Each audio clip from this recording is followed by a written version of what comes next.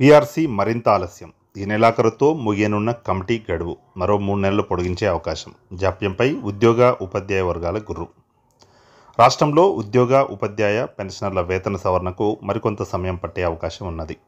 తాజా సమాచారం ప్రకారం పీఆర్సీ నివేదిక సమర్పణకే మరో 3 నుంచి 6 నెలల సమయం పట్టనున్నది. ఇప్పటికే పీఆర్సీ జాప్యంతో సర్కారుపై ఉద్యోగ, ఉపాధ్యాయ వర్గాలు గుర్రుగా ఉన్నాయి. కమిటీ గడువును పొడిగించే అంశం ప్రస్తుతం ప్రభుత్వ పరిశీలనలో ఉన్నది. ఉద్యోగుల వేతన సవరణ సిఫారసులకు 2023 అక్టోబర్ 2న గత కేసీఆర్ ప్రభుత్వం పీఆర్సీ కమిటీని నియమించింది. ఈ కమిటీ 6 నెలల్లోపు పూర్తి నివేదిక ఇవ్వాలని అప్పట్లో ప్రభుత్వం ఉత్తర్వుల్లో పేర్కొన్నది. ఈ గడువు ఈ ఏడాది ఏప్రిల్ 2తో ముగియాల్సి ఉండగా అసెంబ్లీ, పార్లమెంట్ ఎన్నికలతో కమిటీ గడువును మరో 6 నెలలు పొడిగించగా ఈ నెలాఖరుతో ముగియనున్నది.